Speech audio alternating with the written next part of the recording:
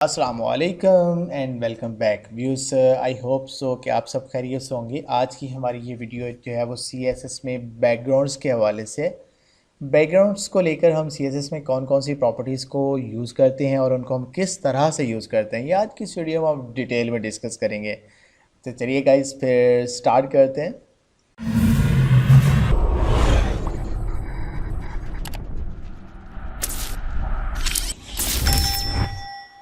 सो बीस हमारे पास ये सिक्स्थ टॉपिक है। इस टॉपिक में हम बैकग्राउंड्स के हवाले से बात करेंगे। सबसे पहले मैं आपको अपनी HTML जो मैंने कोई ये कोड लिखा हुआ है इसका मैं थोड़ा सा आपको दिखा देता हूँ मैंने क्या किया हुआ। एक हेड टैग है, उसके अंदर स्टाइल टैग है। स्टाइल टैग के अंदर मैं जो है वो अपना स्टाइल लिखूँगा, CSS लिखूँगा।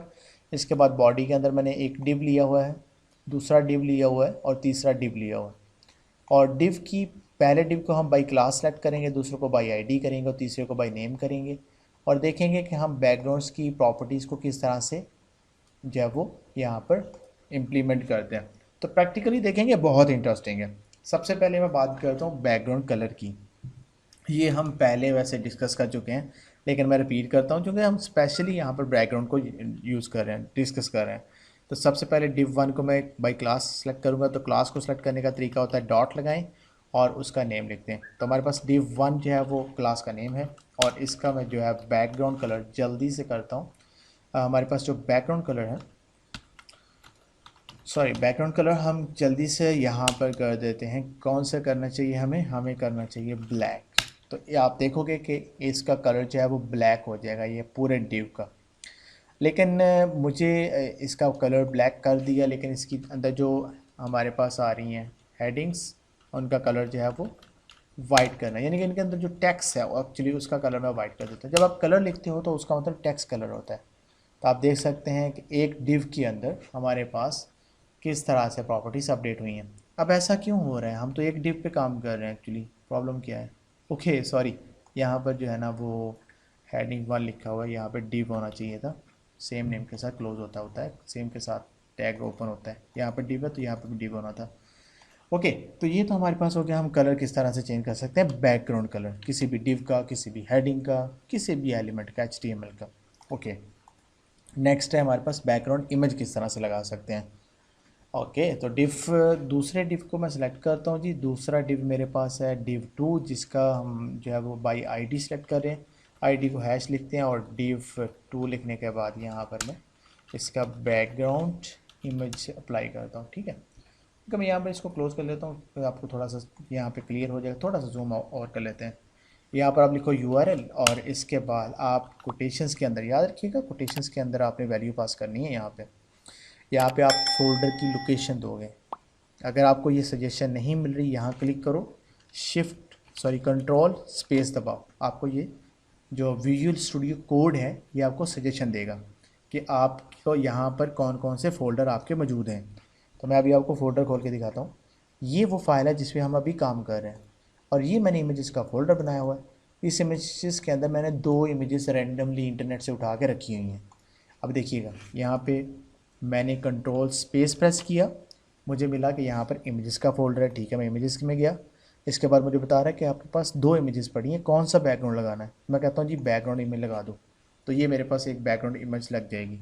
लेकिन ये क्यों इतने अच्छे से शो नहीं हो रही, उसकी वजह यह है कि इसकी विड्थ हाइट जो है वो एलिमेंट की बाय डिफ़ॉल्ट जो है वो सिर्फ जो है वो रैप कंटेंट होती है, तो इसलिए हमें इसकी हाइट जो है वो बढ़ानी पड़ेगी।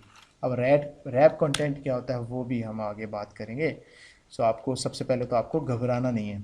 ठीक है, तो ये हमारे पास हाइट होगी 500। अब देखो इसकी जो है बैकग्राउंड इमेज है वो किसकी बैकग्राउंड, इस डिव की बैकग्राउंड। हम पूरी बॉडी की नहीं, हम सिर्फ इस डिव की बैकग्राउंड इमेज चेंज कर रहे थे।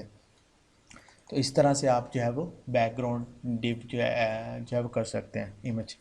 अच्छा, इसके लिए मैं एक और काम कर सकता हूँ, टेक्स्ट अलाइन कर सकता हूँ, सेंटर। सेंटर में कर देता हूँ तो मेरे पास जो टेक्स्ट है वो इसके सेंटर में चला जाएगा और ये हॉरिजेंटली चला जाएगा। तो ये मेरा एक डिव था, डिव के ऊपर मैंने एक इमेज लगा दी है और ये इमेज आप यहाँ पे देख सकते हैं। ठीक है, ओके, तो ये तो हमने सिंपल सा तरीका था, कोई भी आप इमेज लगा सकते हो। तो मैं इसको फिल वक्त यहाँ से रिमूव कर रहा हूँ क्योंकि नीचे वाली प्रॉपर्टी समझाने के लिए मुझे इसको रिमूव करना पड़ेगा। ठीक है, सो अब मैं क्या करने वाला हूँ, div 2 के ऊपर इस div को यहाँ से मैं उठा के नीचे लेके आता हूँ और आपको रिपीट का ऑप्शन समझाता हूँ। मैंने शुरू में आपको बताया था कि किसी भी एलिमेंट के ऊपर जितनी भी CSS की प्रॉपर्टीज़ हैं उनकी बाय डिफ़ॉल्ट कोई ना कोई वैल्यू ज़रूर होती है। जी जो जितने भी हम पढ़ रहे हैं ना, image, background, repeat, non repeat, attachment, जो भी अभी तक कलर, जो आगे पढ़ेंगे उनकी बाय डिफ़ॉल्ट कोई ना कोई वैल्यू होती है।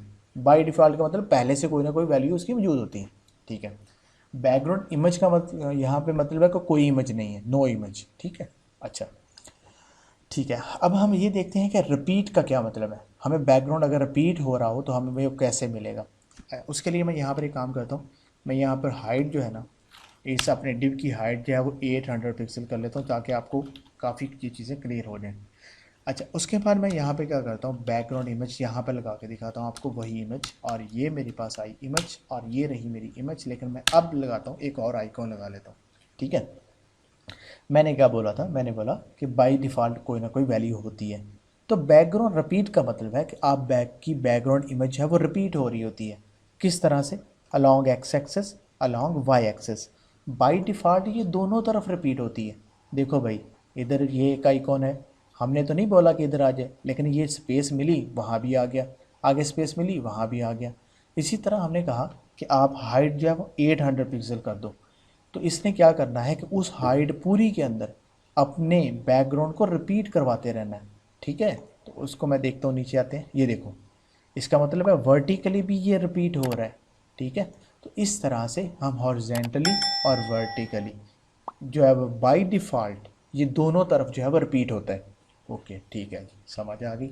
अब हमें, अगर मैं ये चाहता हूँ कि मुझे सिर्फ इसको एक्स एक्सेस रिपीट करना है, हॉरिजेंटल, तो क्या करूँगा, रिपीट, सॉरी, बैकग्राउंड के बाद मैं रिपीट, और रिपीट किस तरफ करूँगा, अलॉन्ग एक्स एक्सेस। अब देखिएगा, अब ये सिर्फ एक्स एक्सेस हो रहा है, नीचे को नहीं हो रहा, सिर्फ एक्स एक्सेस हो रहा है। ठीक है।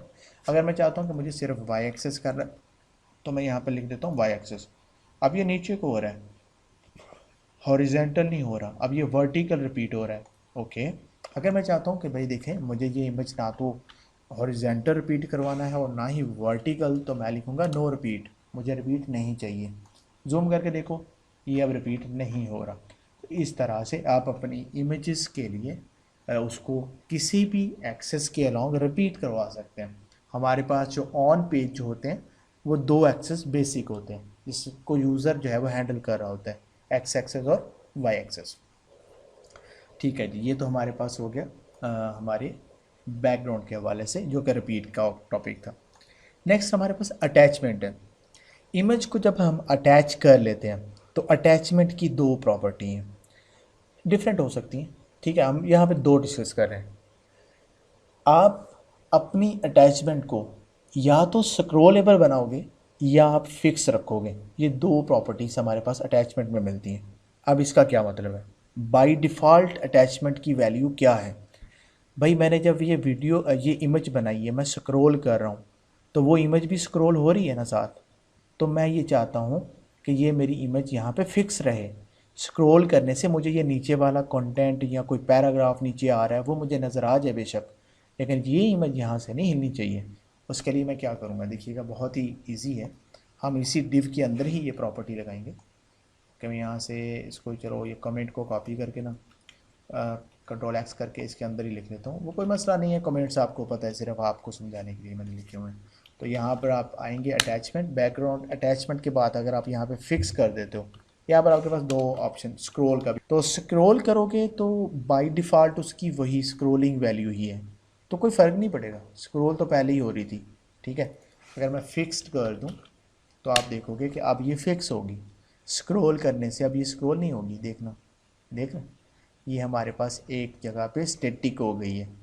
अब ऐसा यूज़ आपने कहाँ देखा होगा, आपने मुख्तलिफ वेबसाइट्स में जब आप आर्टिकल्स पढ़ते हो बड़े बड़े, तो आपको यहाँ पर ना कॉर्नर में एक बटन शो होता है जिस पे क्लिक करने से आप नीचे जितने मर्जी आ जाओ, आप डायरेक्ट से ऊपर चले जाते हो।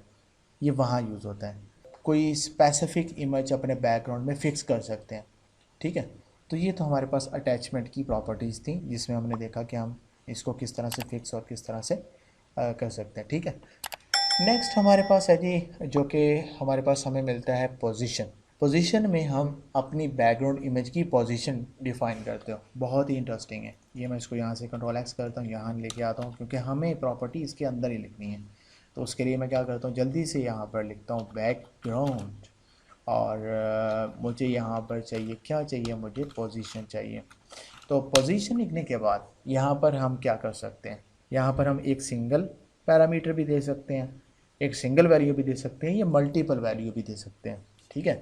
अगर मैं सेंटर कर दूँ तो क्या होता है, अब मैं इसको ओपन करता हूँ। आपकी इमेज कहाँ पड़ी है, सेंटर में पड़ी है। अगर मैं चाहता हूँ कि भाई मुझे इस इमेज को टॉप पे दिखाना है, तो मुझे क्या करना पड़ेगा, टॉप लिखना पड़ेगा। देखो भाई ये इमेज टॉप पे चलेगी। अगर मैं चाहता हूँ जी मुझे ये इमेज बॉटम में चाहिए बिल्कुल, तो ये बिल्कुल बॉटम में चली जाएगी। ठीक है। लेकिन उसके लिए मुझे ये अटैचमेंट को पहले ख़त्म कर देना चाहिए, फिक्स नहीं रखना है, तो इसलिए ये मुझे नीचे बॉटम में चली जाएगी। ठीक है। फिक्स करूँगा तो खैर वो बॉटम में डेफिनेटली नहीं मूव करेगी ना। इसके बाद अगर मैं इसको चाहता हूँ राइट में, तो मैं इसको राइट में भी मूव कर सकता हूँ। ठीक है।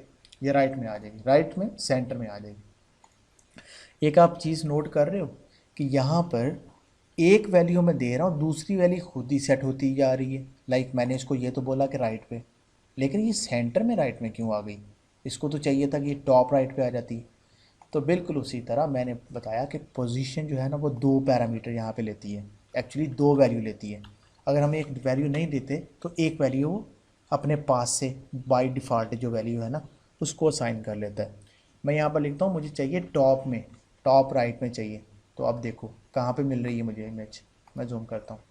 ये कहाँ पे मिल रही है, एक तो टॉप पे मिल रही है, दूसरी राइट साइड में मिल रही है। इसका मतलब है आप टॉप पहले भी लिख सकते हैं, आप इस तरह लिख लो टॉप राइट, कोई फ़र्क नहीं पड़ेगा, सेम। ठीक है। कोई सी दो वैल्यू आप इधर उधर लिख सकते हो। ठीक है। अगर मैं यहाँ पे लिखूँ बॉटम राइट, तो मुझे बॉटम राइट पे चाहिए, और ये आ गया मेरा बॉटम राइट। ओके, तो अभी हम बात कर लेते हैं साइज़ की। गाइस साइज़ के लिए मुझे लिखना है बैकग्राउंड साइज़। और सम टाइम हमें ऐसा ज़रूरी होता है कि हम अपनी इमेज का साइज़ रीसाइज कर सकें। यहाँ पे आप देख रहे हो इसका साइज़ जो है वो बड़ा है, तो मुझे अगर इसको छोटा करना है तो वो मैं कैसे करूँगा। उसके लिए मेरे पास दो ऑप्शन है, या तो मैं इमेज को एडिट करूँ, तो मैं ये तो नहीं करूँगा, खैर मैं यहीं पर इसका साइज़ जब सेट कर दूँगा। यहाँ पर हमारे पास दो वैल्यूज़ जाएंगी। फर्स्ट हमारे पास इसकी होगी कि आप इसकी विड्थ कितना रखने चाहते हो, और दूसरी हमारे पास हाइट होगी। तो 300 पिक्सल और 20 पिक्सल। ये देखिएगा, ये देख रहे हो आप, पहली इसकी विड्थ है और दूसरी इसकी हाइट है, जो कि बिल्कुल भी मैच नहीं कर रही है। तो मैं 200/300 करके देख लेता हूँ, अब ठीक है। तो इस तरह से आप अपनी इमेज का जो है वो साइज़ भी जो है वो चेंज कर सकते हो। ठीक है। इसके बाद मैं आपको एक इंटरेस्टिंग बात बताऊं, यहाँ पर हमारे पास जो होती है ना प्रॉपर्टीज़, वो हम शॉर्ट हैंड मेथड से भी लिख सकते हैं। शॉर्ट हैंड मेथड में क्या होता है कि हमें ये बैकग्राउंड बैकग्राउंड बार बार लिखने की ज़रूरत नहीं होती। फ़र्ज़ करो कि मुझे ये सारी प्रॉपर्टी, इस प्रॉपर्टीज़ में देखो यूनिक क्या है, यूनिक आ रहा है बैकग्राउंड बैकग्राउंड बैकग्राउंड। ये मुझे बैकग्राउंड बैकग्राउंड बैकग्राउंड बार बार नहीं लिखना, मुझे ये वन टाइम लिखना है। उसके लिए मैं क्या करूँगा, चलें फ़िलहाल हम साइज़ को रिमूव कर देते हैं, और यहाँ पर मैं आपको शॉर्ट हैंड लिख के बताता हूँ। सिर्फ आप एक दफ़ा लिखो बैकग्राउंड। अब इस बैकग्राउंड के बाद आप ये सारी वैल्यू एक लाइन में भी दे सकते हो। देखिए यहाँ पे मैं इसको यहाँ से कॉपी करता हूँ और यहाँ पर मैं पेस्ट कर देता हूँ। इसका मतलब है इस बैकग्राउंड का इमेज जो है वो ये हो जाएगी। इसके बाद मैं कॉलन, स्पेस के बाद कॉलन नहीं देना, मुझे स्पेस देनी है। स्पेस के बाद मैं कंट्रोल वी करूँगा, दूसरी प्रॉपर्टी लग जाएगी। ठीक है। इसके बाद मैं ये वाली सारी लाइन कॉपी करता हूँ, और ये प्रॉपर्टी, सॉरी वैल्यू, प्रॉपर्टी तो खैर हो गई ना। तो ये मैं सारा जो है ना अब रिमूव कर देता हूँ, या मैं इनको कमेंट कर देता हूँ। चले मैं इनको रिमूव कर देता हूँ, आपको ज़्यादा क्लियर हो जाएगा। ठीक है। अभी देखिएगा कि मैंने कौन कौन सी प्रॉपर्टी लगाई हैं। मैंने सिर्फ बैकग्राउंड लिखा, बैकग्राउंड लिखने के बाद मैंने इसका यूआरएल पास कर दिया। यूआरएल का मतलब है कि ये इमेज उठा लेगा, इमेज उठा ली। दूसरी प्रॉपर्टी हमने दी कि नो रिपीट, भाई रिपीट नहीं करना, नहीं हो रही। तीसरी प्रॉपर्टी हमने जो इसको, सॉरी, प्रॉपर्टी के अगेंस्ट वैल्यू दी है। ये वैल्यूज़ हैं, सॉरी वैल्यूज़ हैं, ये मैं प्रॉपर्टीज़ बोल रहा हूँ। तो जो लास्ट प्रॉपर्टी के अगेंस्ट हमने वैल्यू दी है वो बॉटम राइट है, तो देख लो ये बॉटम राइट पे ही पड़ी हुई है। तो इसका मतलब है कि एक प्रॉपर्टी है बैकग्राउंड और उसके अगेंस्ट जितनी भी वैल्यूज़ हैं, आपको ये बार बार लिखने की ज़रूरत नहीं है। Background image, background colour, background position, ये खुद ही उसको हैंडल कर रहा है। तो ये थी डिफरेंट प्रॉपर्टीज़ हमारी बैकग्राउंड्स को लेकर, जिसमें हमने देखा कि हम किस तरह से इनको यूज़ कर सकते हैं अपनी रियल टाइम वेबसाइट्स में। गाइस आई होप सो कि ये इस वीडियो में आपको बहुत कुछ सीखने को मिला होगा।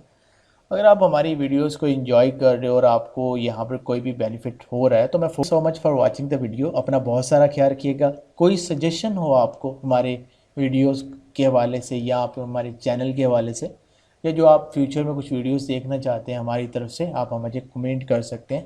मैं कोशिश करूँगा जितनी जल्द पॉसिबल हुआ वो हम यहाँ पर पब्लिश करें। इसके साथ साथ मैं अपना एक्सपीरियंस जितना है वो आपके साथ शेयर कर रहा हूँ ताकि आप लोग जो है वो बेनिफिट ले सकें इन चीज़ों से। Thank you so much for watching the video. अपना बहुत सारा ख्याल रखिएगा। अपने होस्ट मोहम्मद ज़ुबैर को दीजिए इजाज़त। अल्लाह हाफिज़।